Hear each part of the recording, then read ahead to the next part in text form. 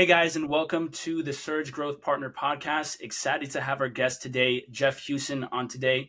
We'll be diving into some of his story, some about what their company does, and some engaging insights in the cybersecurity industry. So why don't we go ahead and kick it off to you, man? Please introduce yourself and go ahead and tell a little bit about your story and your background prior to working at ARIA. Thank you, Alessandro. Appreciate you inviting me here today.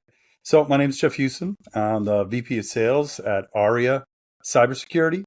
We're about a 50-year-old publicly traded company, been doing this for a while, but my background actually started in the early 90s working at a company called Wellfleet, which was building some of the first routers that were making the core internet back then. So it went through a bunch of different positions, grew up in the industry literally from the start in IT.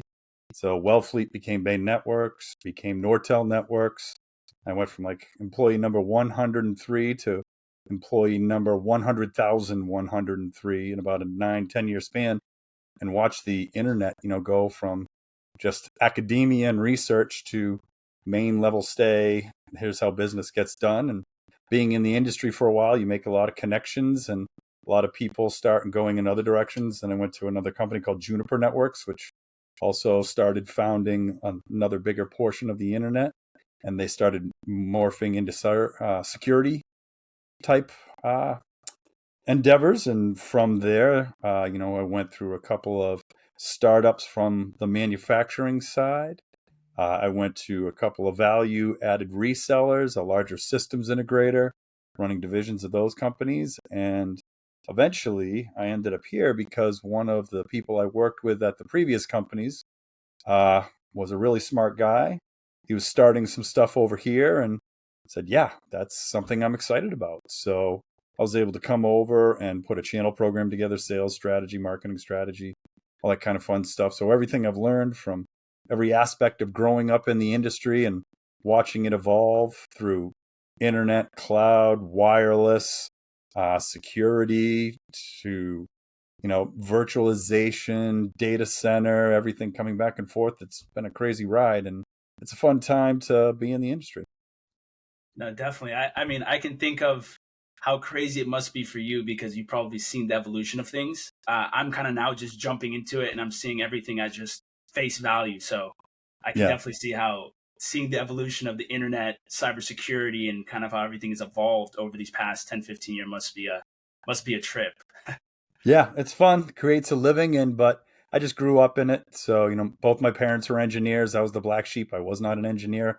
I was the awful sales guy that they managed to still love me somehow and, created a living. But it's just, in our DNA. And growing up in New England, there was a lot of synergy between, Silicon Valley and New England back in the day was trying to become one and didn't. It ended up being, the pharma capital of the United States. But a lot of tech companies are grown up around here, and you go back and forth between California a lot. And now, because of the way everything's working, we're just spread out everywhere. You don't have to be in one of these major centers anymore because of remote workforce, which is another tech thing that Yep. we have to deal with, especially in cybersecurity.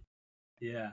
Well, I'm curious as to, what would you say like sparked your interest into cybersecurity? Like what is that you're most passionate about cybersecurity? Because you Yeah. obviously have So, been in there for a while.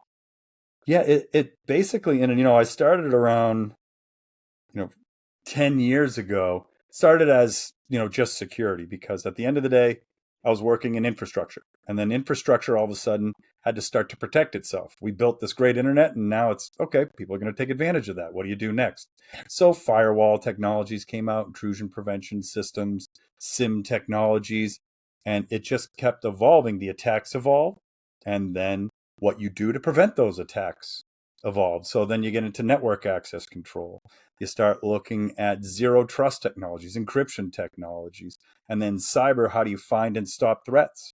You have different ways of looking at network traffic analyzation, behavioral analytics, and then AI and machine learning started to make that better. So the reason I really enjoy being where I am today is my company is trying to make forefronts and see what the next generation of all this is. And so that's why I'm always interested in cyber, because I grew up building the infrastructure, but then the next level thing is to protect it, and then trying to figure out what's that next step in protection, because the hackers are ever evolving on their side. And so, it's the, good versus evil, black Right. and white, whatever you want to call it, purple team, red team, all different colors and stuff is talking about it. But at the end of the day, it's a big chess match that I love to play. And technology is the chessboard that we play with. It's a great answer, great way to put it as well. I am curious as to maybe, because you've been in the industry for so long, what do you see are some trends that are maybe coming up, within the past 12 months of where you think we're going towards as a market? And Yeah. what are you noticing? So, a lot of trends that the macro trend that everyone in cyber faces is it's more saturated than it ever has been before. Just again, a parable, just because I'm an old dinosaur. Back when I was doing all that stuff for networking, there was one or two competitors. Now, I don't even know how many competitors there are, because it is such a big market to do that protection, and people are getting smarter about what they evolve to build. Companies are producing things that were never there before. So some of the challenges are cutting through the marketing obfuscation that our industry creates on its own. You know what I mean? There's some very big players in the market, multi-billion-dollar corporations that are still here trying to push their version of their cybersecurity story. And then you have multiple startups that are trying to bring new tech to market. But on top of all that, the real piece is the human element. Organizations are realizing that humans are the issue with their best asset, but also their worst detriment. There's just too many people that are needed in the loop to run all these products, and each product is very good at, typically solving one specific issue of cybersecurity, but not holistically. So the trends are people are trying to, put these different technologies together. They are trying to stitch together the human element and then try to have as much of that human element be AI driven, to be machine learning driven, to get more intelligence, because the trend on the opposite side is that AI is actually going to be used to create a more vicious set of attacks. AI is a great thing to figure out. I'm going to go out into the globe and try to find every single threat across every single thing you own at all times, 24/7, 365, and I'm going to find it. Well, the other end of the spectrum is that people are saying, I'm going to go find a hack, and I'm going to go find that vulnerability, and I'm going to go reach out to every single person. I mean, it's back and forth all the time. And what is needed, because, attacks are now something called polymorphic. I can attack you one way today, make a little bit of a change, and then I'm going to attack you completely different, that a lot of the tools today just aren't equipped to handle that difference. So, the trend of behaviors of attacks is becoming another thing where, everything that's known out there, that's a fool's errand to try to chase down. It's there. You have to do it. I have to patch, which is another fool's errand. Everything's going to get a vulnerability. Everything is going to have something where, okay, now this week they're behind. I got to go figure out the patch, and then I found it. Now I have to go implement these patches. And then, oh, wait a minute, another one of my apps just has it. People have hundreds of apps. Exploits are all, and vulnerabilities are always being found. Trying to patch that is crazy. So threat detection and response systems are trying to find that, and then they're relying on more and more AI to do that quicker. But again, the attacks are more sophisticated. So is the other side. Yeah, no, definitely. I think you bring up a It's a good game of point. catch up and Yeah, whack-a-mole. Yeah. how AI is almost that double-edged sword in a way, because it helps you obviously, with cybersecurity and defending, but there's also opens up this new portal of how attackers can use it to exploit companies as well. So that's a very solid point. I want to kind of now jump into your company that you work for, ARIA, and I wanted to maybe have you touch on the primary service offering that you guys offer. Where you think that people maybe get the most value from? I don't know. Thanks. So at the end of the day, we make two main solutions. The first is a threat detection and response platform. Basically, all that human stuff I was talking about earlier, we try to remove 90% of the human element in finding and stopping threats. So we built something that's basically a sock in a box. It's a platform that combines, 7 of the top industry type tools and what they could do.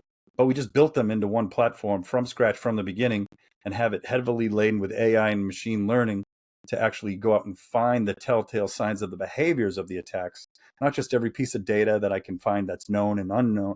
I have to go find that unknown stuff. So we automated the MITRE ATT&CK framework and made it very easy to find and stop threats. And then we either sell it as a service or we sell it as a tool that somebody can use on their own. And at the end of the day, the problems it's solving is it's becoming much better at finding and stopping threats, especially the more sophisticated threats that a lot of organizations can't handle. It's removing a lot of the human element. So time, effort, and energy is saved in all different ways, whether it's my people or your people at your organization doing that for you. And then it's, allowing you to get compliance. It's allowing you to get yourself cyber insurance, but not only get it at a better rate, make sure that you're going to get paid if something gets breached.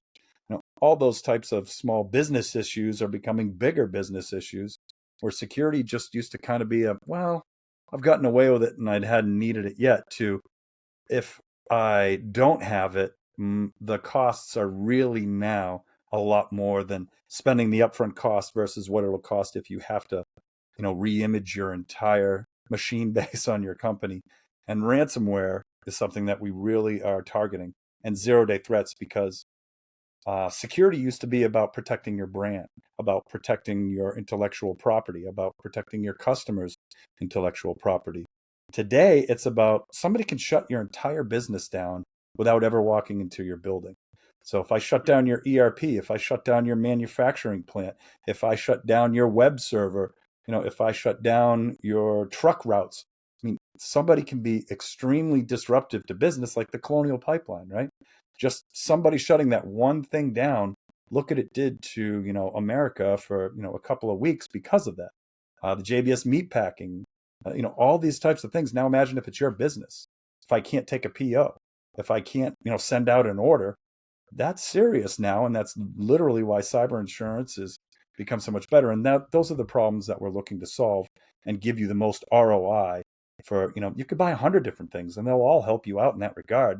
But it's what strategic value cybersecurity type either products or services or processes do I have to set up in place?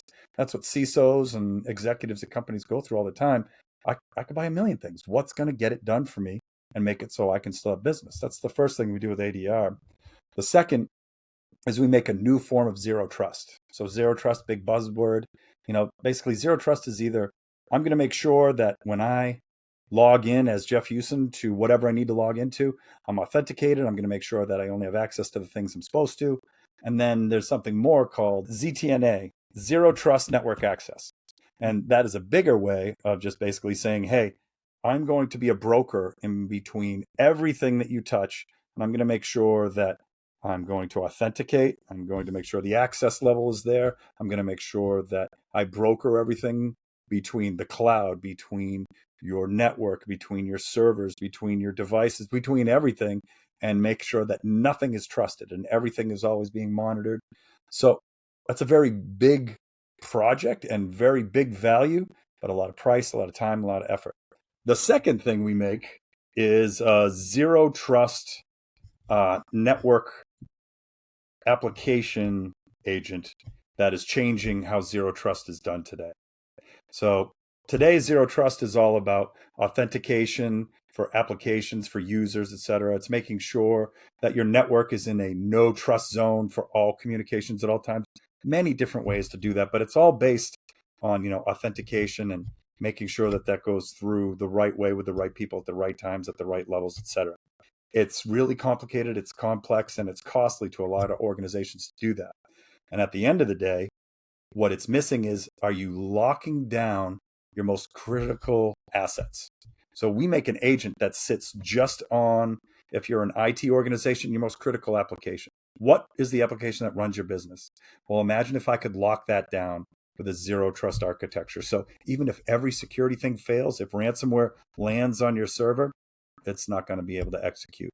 And then from an OT perspective, or operational technology, imagine all the medical devices, imagine all the manufacturing floors that have this critical infrastructure of things that are computer-based, but absolutely not a PC or server, right?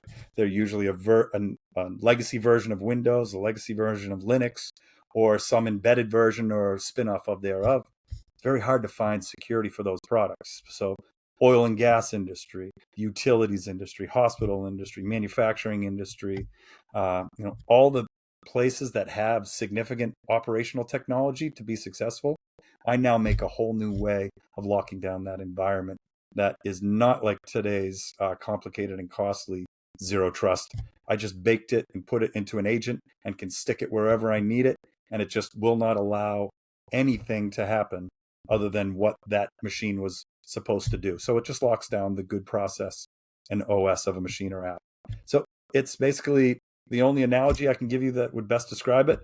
If you have a house, you buy a security system, you buy a guard dog, you buy a monitoring system, and all those things are supposed to help keep people out of your house. Well, what's the last thing you can do?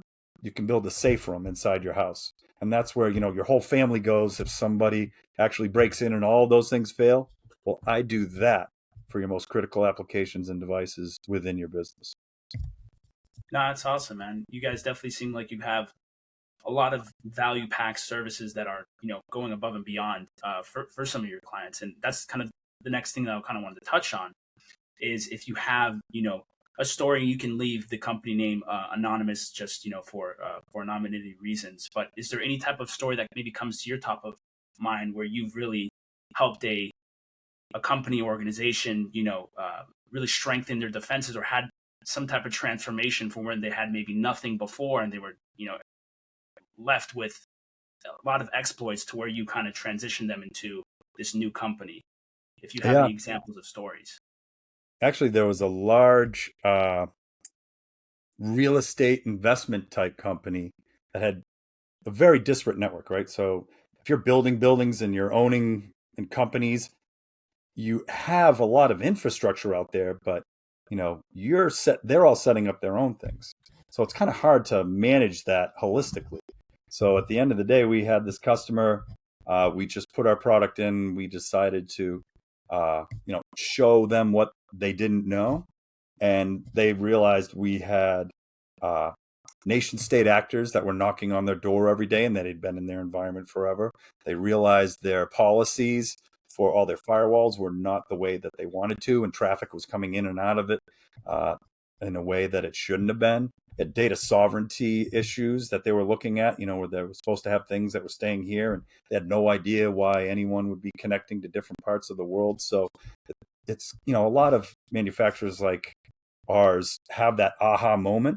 But when you can do that across multiple areas and they realize this is going to save me time, effort, energy, I can get rid of several of the contracts that I'm already paying other people to do specific disparate jobs where I can have one person do it. And then if I can do that at a speed and a rate that it makes it so they get back to their business, that was a very successful implementation where I think, half the time you don't know what you don't know until you get in, and then someone's going to solve that problem. But can you actually produce ROI in that client environment, right? So the limited staff that they had were now able to get back to their business. The contracts that they had to work at in different environments, that all that went away. So better capital, better man time, and then the policies and their cyber insurance literally went down after we put that in place and they had their next audit. So that was a good one. The other one from our AZT product line, we actually had one of the world's largest pharmaceutical companies test our product for 2 years across 400 applications. So, they're not, and we displaced one of the premier cybersecurity EDR manufacturers in this environment. So imagine, the number one player in the industry and one of the biggest companies in the industry going with somebody who's bringing something net new to market. It's because we actually did what we said we could do. We stopped everything in its tracks. We worked across 400 different applications that they, tested the heck out of for almost 2 years before they were able to make that decision. And that was a big marquee win for us. That's amazing, man. That's amazing. And I kind of want to maybe touch on some of the challenges that you see your clients are facing before kind of working with you, and then how you maybe help them overcome those? Like, what are the most common challenges you're seeing that when you start a partnership with a client that they usually have, and how do you usually help them overcome those? Yeah. So a lot of times we're focusing on the mid market, so mid level enterprise, and it's kind of our sweet spot where it's not SMB where they have no infrastructure, and it's not a Fortune 500 company where they have more money, effort, product, and everything to get after. I go after a space where they have some idea that they want to create something from a security perspective. They usually go down the road of starting to put some tools together and some policies and process together, but then they quickly realize that it just spins out of control. They could buy 25 different products and still maybe not have everything that they'd want to. They could have 35 people on their cybersecurity staff and then realize, well, I'm not doing it in the best way. So some of the challenges that we are able to solve for our customers are basically giving them the time back to run their business, giving them the ability to put together a cohesive cybersecurity strategy that meets their compliance needs, that meets their cyber insurance needs, that meets the board of directors needs for, hey, we don't want to be in the news this year. What are you doing with the limited spend that I've given you? How are you spending it wisely? And unfortunately, a lot of people go back to the most popular brand names, the most, trusted or legacy names. But the problem is that the hacking world is two steps ahead now. With those polymorphic attacks, with AI driven attacks, the legacy systems that were built for a legacy problem. So there's a ton of new technology that's coming out there today, and some of the legacy providers are acquiring them and putting them into their stacks. That's why you see big time, merger and acquisition activity, because they're realizing I'm missing this piece. So the people who are putting those pieces together are the best things that I can do for our customers, and solving their challenges are do more with less, give you more security, and then make it easy to do so. And then, everyone's happy at the end of the day if you can accomplish those things, no matter what you're selling. Yeah. No, I think it's about, like you said, there's so many different products that you can choose from and you can add to your security stack, but it's about, analyzing exactly which ones you're going to get the most value from and implementing those inside the businesses that I feel like companies get a lot of value from, because there's just I think a lot of IT leaders, they get probably buyer's fatigue from just seeing so many different options that they have. They sometimes don't even know what to choose. So to have like experts, like yourself, to kind of come in there and say like, hey, you don't need all this, you don't need all this, this is what you need, and then putting that inside their business because you know that they're going to get the most value from it. I think that's what's super impactful as well. Yeah, it's And funny. People get enamored with bells and whistles, right? Hey, I can do this very specific thing that's, better than anyone else. But you have to kind of take the time out moments, step back. What are you trying to accomplish with everything? A CISO has to put together a major plan, and, how they're going to protect the brand, and tools and services are a big portion of it. And it's just a lot of people focus on that tool part where it's just, okay, what is the entire macro level agenda here?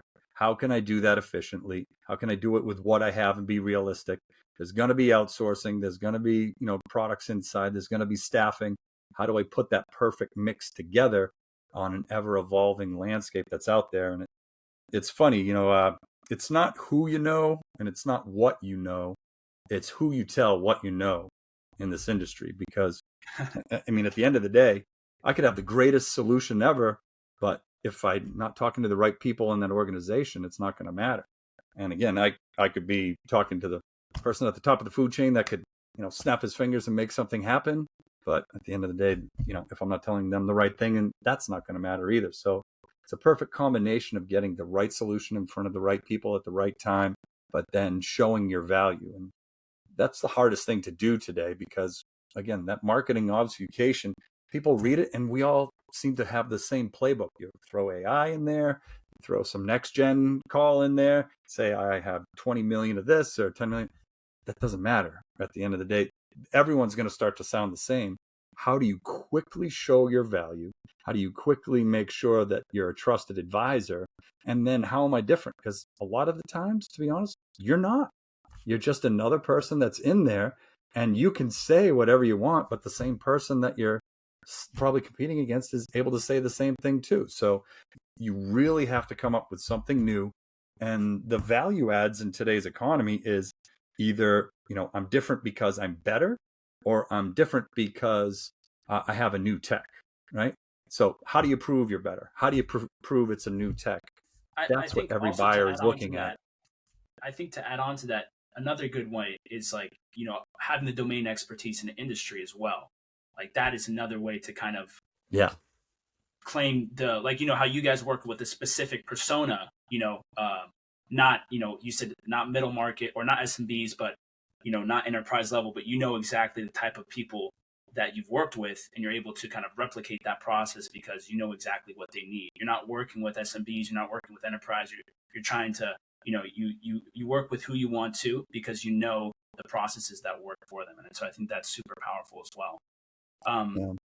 I had a question that I wanted to touch on, and just curious as to what maybe you did touch on a little bit, but I'm curious if you had anything more to add on kind of the challenges of being a VP of sales, and what you and what advice maybe you have to, if there's other VP of sales watching this, to kind of maybe overcome those, like some of the challenges that come with being in your job role, Yeah. and some solutions that you've kind of found helpful to those. Well, it's funny. There's so many different parts to the job. The first part is, how do you get people to talk to you, right? So, there's always a best practice of how you're going to go to market. And a lot of companies, it's going to be entirely different because you either have a huge marketing budget and sales budget or you don't. So, from my perspective on a startup, I'm a 50-year-old publicly traded company, but my division is bringing new products to market all the time that are innovative. And we start from scratch every time, right? I'm not bringing another Me Too solution. Usually I'm bringing something that I'm trying to be different with. So I have to really nail down your ICP, or your ideal customer profile, right? Again, if you're going to be spending all your time, effort, and energy going after the wrong person that's not going to be able to, see the benefit, you just wasted a whole bunch of everyone's time on both sides of that sale. And then you have to look at the tools. The tools are very important that you use, right? Because there's a lot of them out there from a business development perspective. You have all your analytic tools for sales analytics. You have all your ERPs and your CRMs. You're going to be, your customer relationship. How do you actually use the sales team you have? Is it going to be an inside model, outside model, channel model? Hybrid of all of it is usually what you have to do to survive. And then, what channel do you go for? Because there's different routes to market there. You have to basically be ROI marketing and sales savvy on every single thing you do, because time is your enemy when you're trying to bring something new to market, right? Everyone's going to figure it out. Everyone's going to catch up. Crossing the chasm, that whole I'm going to get to the peak and then it's going to start to go down again kind of thing. You have to be aware of it, because your mortality as a sales entity is all based on being a hero or being a zero. And so, marketing and sales ROI is what you should think of. And then you have to do it guerrilla marketing style, is a term that, I grew up using. If I don't have the ability to throw a Super Bowl ad and I go to every single trade show, or I can go hire 500 of the top salespeople in the United States that have relationships with every single, that's not really a reality for most. So pick your time, effort, and energy, but it first starts with marketing 101. Know your target audience, know what you sell, how do you map them together, what are the tools you're going to go after, who is the audience that every single thing that you do has to be targeted towards, and then what do you tell them, and how do you get creative, and how do you differentiate? And then the most important part that any sales guy will tell you, it's the execution of all that. So planning is great, tools and everything is great, the people are great, but I have, in the beginning when I was doing it, I had a million conversations where I thought every single thing was going to be a sale because, oh my God, that product's great. Oh my God, I love it. That's exactly what I need. Ghost. Oh no, my budget fell through. I don't have any money, but I want it. great. Oh, well, you know what? Now's not the time of year. Now I have to go to bid on 3 different other projects. I never told you that because I'm a state entity and I have to, do that. Okay, great. Oh, we got a free grant over here. And yeah, I love your product, but it's not on that list. So I can't, like every single little scenario, you can start to see, oh, yeah, I sent you an email, but it caught in my spam filter. And so, I went with somebody else. All these little things, if you're not in front of your prospect and showing your value, somebody else is, and somebody else is eating your lunch pretty quick. And again, saturated market. Before, we were spoiled back in the 90s and early 2000s. There was only 2 or 3 competitors, and so they didn't have anywhere to go. And the other thing is the way people buy. It used to be face-to-face meetings. It used to be multiple things. It was restaurants. It was dinners. Now it's literally just like me and you are talking right now. 90% of the business that you see it started this way. So, there's still a huge market for in-person, face-to-face sales that's still building relationships. But for those who have to move in a little different fashion, with COVID constraints, with remote constraints, whatever, if they don't have the time, effort, and energy, or they live remote, or their companies are remote, they have to do business like this. So trying to figure that out. Yeah, man, you definitely touched on some good advice in there as well. I think, and even going back, piggybacking off what you said, you have to definitely have, tough skin as a sales executive, and you can't insult me. There's no way to insult me anymore. I have heard it all. Yeah. I'm okay with it. Thank you. Yeah, and definitely, and always being at the top of mind. I think that's great advice. Being top of mind to your customers. Making sure that even if they aren't in that buying window right now, are you putting them in some type of nurture sequence? Are you making sure that you're hitting them out throughout the year, right? Because sometimes they have budgets at a certain point and they're not ready to change for a solution, but most of the time they're going to want to change vendors, do something else. So it's like, are you going to be that vendor that they change to? And if you just hit them up, one time and then follow up with them, 6 months, 7 months later, it's it's very unlikely that you'll ever get that sale. And so it's like you said, it's being proactive and being able to make sure that you can be top of mind for them and showing as much value as you potentially can. So I think that's great that you touched on all of that, man. What's funny too is the best asset you can have is sales empathy, to understand what that person is actually going through and how you can help them, and just be honest about it. Like, I've hired a lot of people over my time, and it's funny. What I'm looking for first is a human being. Like, a lot of times, people are just all about the resume and all about the polish and all about everything else. But then you get the person working here, working with you, and you're like, you don't do any of the stuff that you just said, and customers and sales professionals have to have that same relationship. It's not a customer, it's actually a client. And if you can help them, I've told so many people, yeah, this is not the right solution for you, because at the end of the day, it's a mutual relationship. I have to be able to help you. You have to be able to help me by getting, my job is to sell you something that you need. If you don't need it, why am I there and why are you here? So to be honest about that and have the empathy on, will my product actually do the right thing for them? Because if you have somebody like that, then they trust you. And that's where a lot of the channels are coming into play now, because they have that trusted level advisor status, because there's a million people, at a manufacturer that'll call, they'll sell you something and then they're gone. Well, this person wants to be your service provider. They want to be your trusted advisor. They want to have a relationship with as many different things that they can bring to the table, and they're not going to burn you, because if they do, then you're not going to do anything, and that value add of theirs goes away. So with everybody going online, with everybody looking at committee level buying, with everybody being able to do their own research, they still realize, well, what I see, I don't know. I didn't get to test every one of these things. Who did? Systems integrators, managed service providers, that they've figured out how to make a business out of it. So those people are having a lot more value into the conversation as well nowadays, and gets that trusted advisor status that we love to work with. Definitely. Makes our lives that much easier, because I don't, of course I'm ready and can't wait to go do that. But if somebody's already done that, that takes the guard down. And then if I'm introduced, then it just makes all of our lives easier, because we already have that, me and the partner, where, hey, they didn't bring me here because, I'm not going to do what I say I can do. And that just makes it that much easier to gain the trust. And then that's all people want, is people still do business with people at the end of the day, and you want to work with somebody you can trust and that, is a good person. And we all go home and we have families and such at the end of the night. That's all we want to do, is do good at our job, get satisfaction from it, and go home and make a living so we can be with our families. That's the easiest way to look at it. And the best way to do that is not to screw people over every day. And the best way to do that is not to, force things down their throat or just make it happen for some short sale. That's not, that might be, rich, but it's not wealth. And you want to create wealth from a monetary perspective, but a cultural perspective, from a trust perspective, and, your network.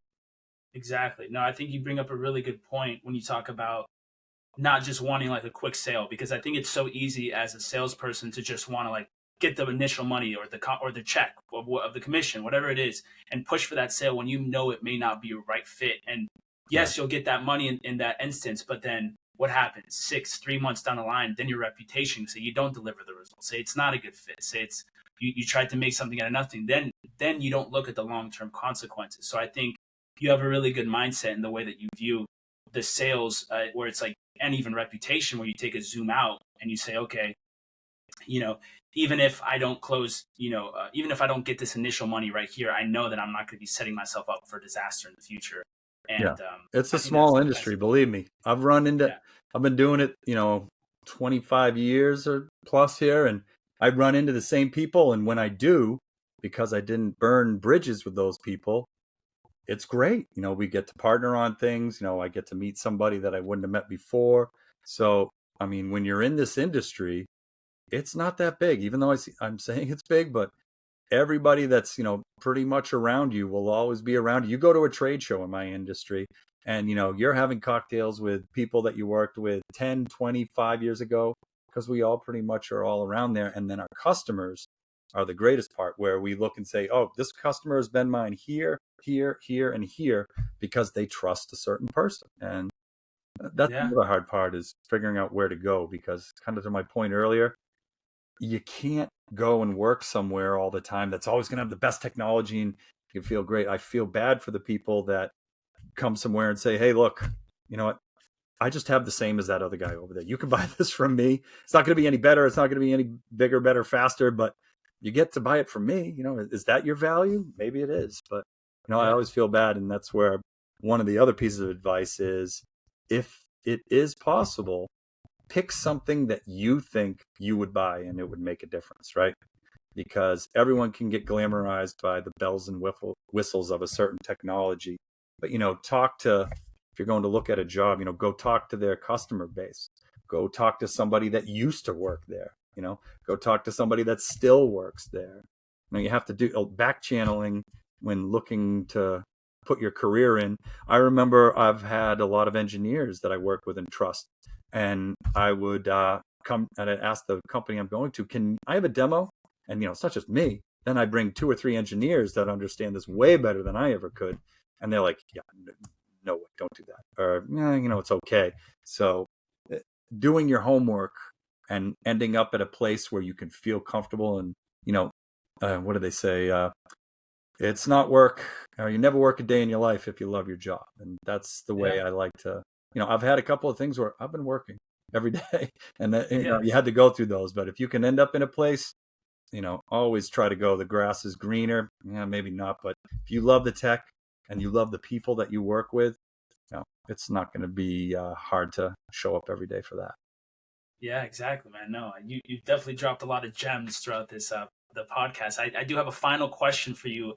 And I know that you've touched on just about a lot of advice, but I just what would you say are the most 2 important things that you've learned in your career, and some that you'd be willing to share with people?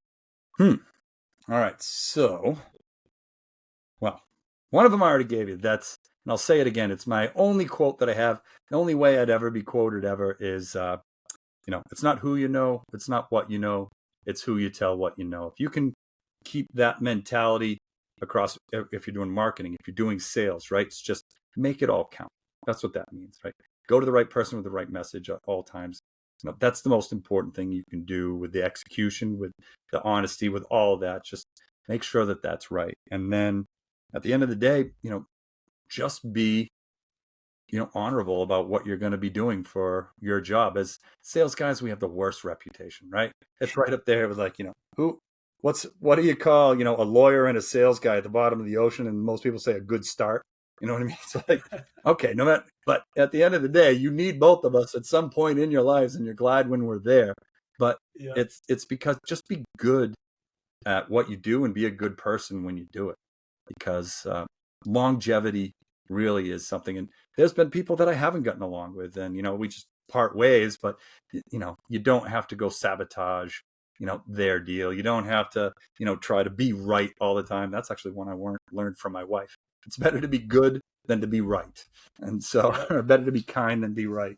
So put that into your sales ideology as well, and you're going to do fine over time. Everything goes up and down. This too shall pass. All that's true in the sales organization and your career as well. Hey, man. Well, that is going to go ahead and conclude our podcast. You did an amazing job, man. Where can people find you on? Do you have LinkedIn? I know you have a LinkedIn. Yeah, I'm up on where's the best LinkedIn. place for me to contact? Yeah, just my profile on LinkedIn is Jeff Hewson.